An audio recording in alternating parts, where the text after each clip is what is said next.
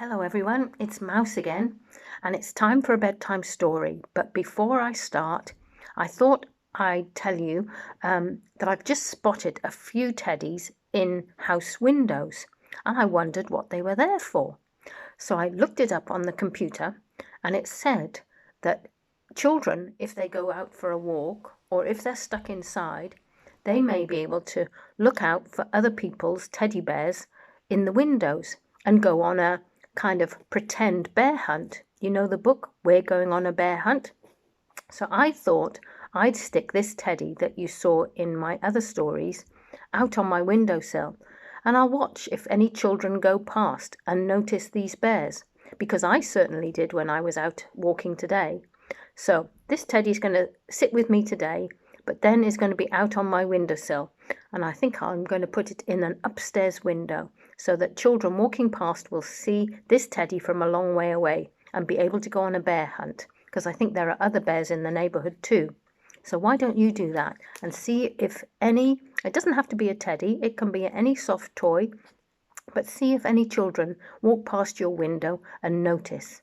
Okay, so let's start the story today. And this is the tale of Squirrel Nutkin. Now, I told another story about a squirrel the other day, but this is a different one. And here is a picture, a lovely picture actually, of two little red squirrels. We normally have grey squirrels where I live, and we don't have any little red ones like that. Little red squirrels are much smaller than the grey ones, and they're not very common. So this is a nice story, so I thought I'd have a go at telling you this one. This is a tale about a tale that belonged to a little red squirrel, and his name was Nutkin.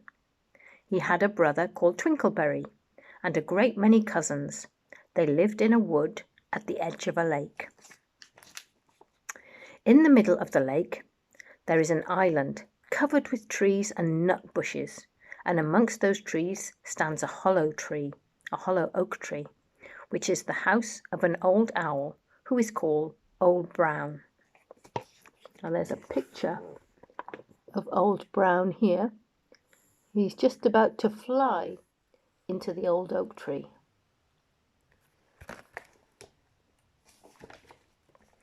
One autumn, when the nuts were ripe and the leaves on the hazel bushes were golden and green, Nutkin and Twinkleberry and all the other little squirrels came out of the wood and down to the edge of the lake. Here they go.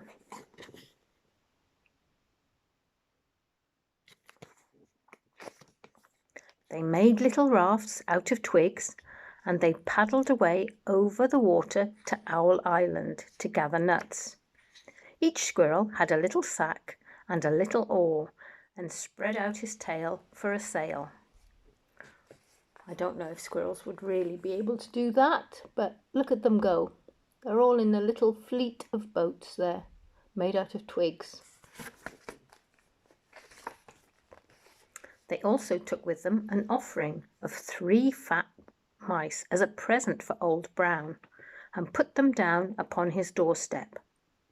Then Twinkleberry and the other little squirrels each made a low bow and said politely, "Old Mr. Brown, will you favour us with permission to gather nuts upon your island?" There they are. They're all asking Mr. Old Brown. But Nutkin was excessively impertinent in his manners. He bobbed up and down like a little red cherry, singing, riddle me, rot-tot-tot, a little wee man in a little red coat, a staff in his hand and a stone in his throat. If you tell me this riddle, I'll give you a groat. Now this riddle is as old as the hills. Mr. Brown paid no attention whatever to Nutkin. He shut his eyes obstinately and went to sleep. See, he's just closing his eyes there. The squirrels filled their little sacks with nuts and sailed away home in the evening. They're all very busy there. Can you see them loading up their sacks here with nuts helping each other. But the next morning they all came back again to Owl Island, and Twinkleberry and the others brought a fine fat mole and laid it on the stone in front of Old Brown's doorway, and said, "Mr. Brown, will you favour us with your gracious permission to gather some more nuts?" Look, they are all queuing up to speak to old Mr. Brown there.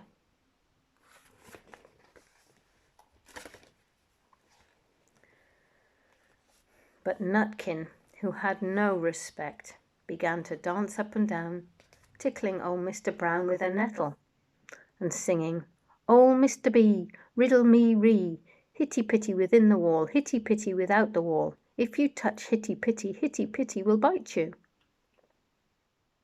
Mr. Brown woke up suddenly and carried the mole into his house. There is cheeky Nutkin. Very cheeky. I think that's not good. Something bad is going to happen if he keeps on that behaviour. He shut the door in Nutkin's face. Presently a little thread of blue smoke from a wood fire came up from the top of the tree, and Nutkin peeped through the keyhole and sang, "A house full, a hole full, and you cannot gather a bowl full." There he is, peeking through the keyhole. He's getting a bit too cheeky. Wait a minute, I'm going to have a sip of my tea here. Getting a bit thirsty reading.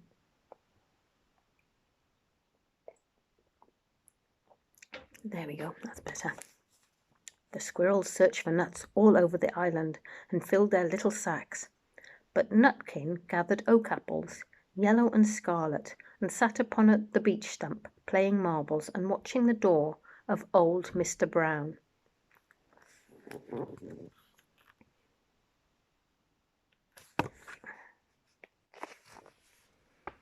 On the third day, the squirrels got up very early and went fishing.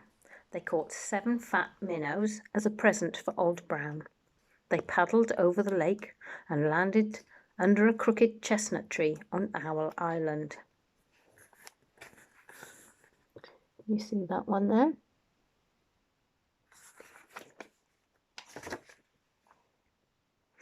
Twinkleberry and 6 other little squirrels each carried a fat minnow, but Nutkin, who had no nice manners, brought no present at all. He ran in front singing, "The man in the wilderness said to me, 'How many strawberries grow in the sea?' I answered him as I thought good, 'As many red herrings as grow in the wood.'" But old Mr. Brown took no interest in riddlers, not even when the answer was provided for him. There's all of the other squirrels, all with a gift of a minnow, and there's Nutkin. Absolutely nothing for Mr. Old Brown.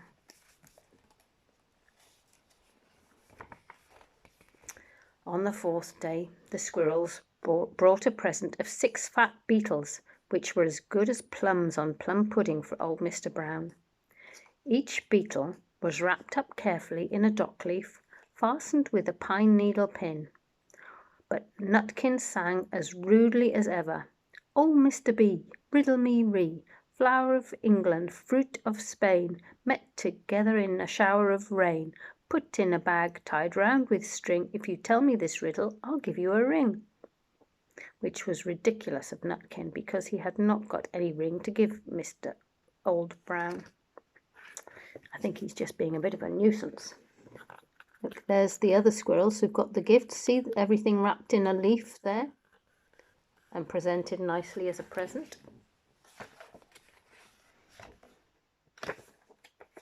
The other squirrels hunted up and down the nut bushes, but Nutkin gathered robin's pincushions off a briar bush and stuck them full of pine needle pins. There.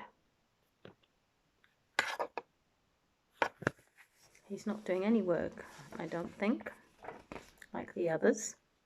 On the 5th day, the squirrel brought a present of wild honey. It was so sweet and sticky that they licked their fingers as they put them down upon the stone. They had stolen it out of a bumblebee's nest on a tippity top of the hill. But Nutkin skipped up and down, singing, "Hum-a-bumbus, buzz, hum-a-bumbus. As I went over Tippletine, I met a flock of bonny swine, some yellow-nacked, some yellow-backed, and they were very the bonniest swine that ever went on Tippletine." Well, he's just singing a bunch of rubbish, isn't he? Here, all the other squirrels, they've worked so hard. Can you see? They've got little honey on the nuts there as they gather the nuts.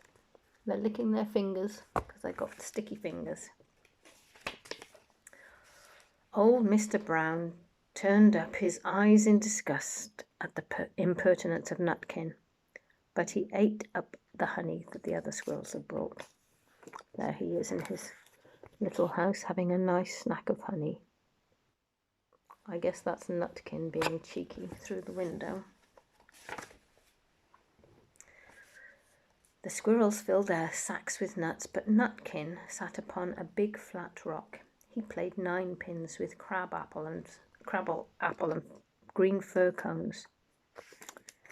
He's just wasting time and messing around and playing games. The others are working hard, gathering their nuts. On the 6th day, which was Saturday, the squirrels came again for the last time. They brought a new laid egg in a little rush basket as the last parting present for Old Brown.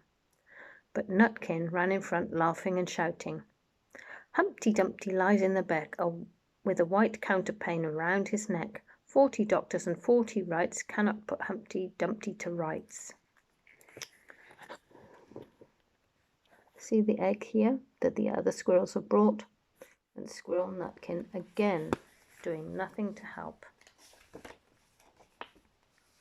Now old Mr. Brown took an interest in eggs. He opened one eye and shut it again, but he didn't speak.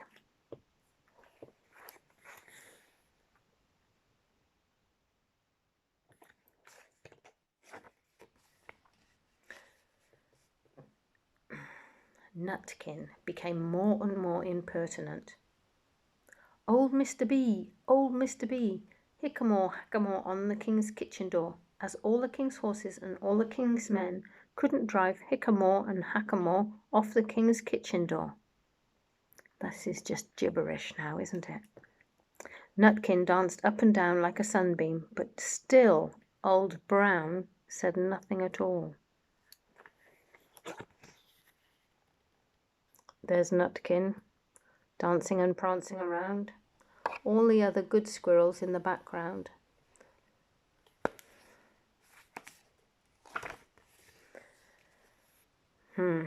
Nutkin began again.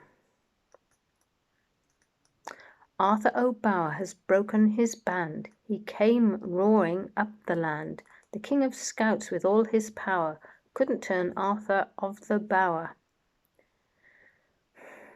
Nutkin made a whirring noise that sounded like the wind, and he took a running jump on the head of Old Brown. Then all at once there was a flutterment and a scufflement and a loud squeak. The other squirrels scattered away into the bushes. Look, he's just about to land on the head of Old Brown, and all the squirrels are scattering. When they came back very cautiously, peeping around the tree, there was Old Brown sitting on his doorstep, quite still, with his eyes closed, as if nothing had happened. But Nutkin was in his waistcoat pocket. I don't know if you can see that, actually, because this is round the other side of the tree. There's Old Brown with his eyes shut, and here are all the good squirrels just trying to peep around the corner to see what's happened. This looks like the end of the story, but it isn't.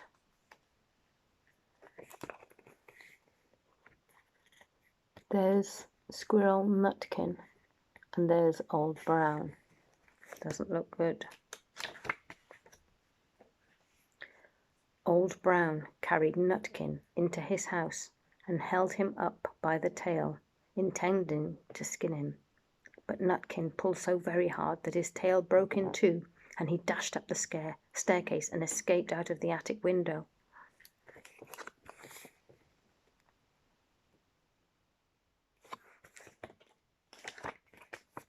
And to this day, if you meet Nutkin up a tree and ask him a riddle, he will throw sticks at you and stamp his feet and scold and shout, "Cook, cook, cook, cook, cook, cook, cook." The end. Well, I don't think he'll misbehave again. He's the only squirrel here that's got a very short, stumpy tail. The end of that story. Well, he was a bit too cheeky for his own good, wasn't he? And he certainly learned his lesson in the end. Anyway, it must be bedtime now. But before I go to bed, I'm going to put Teddy on my windowsill. So, if you come past my house in the morning, you'll see him peering out from an upstairs window. So, have a nice bear hunt. Have a look outside your windows in the morning and see if you can see any teddy bears on their windowsills. Good night. Sleep well.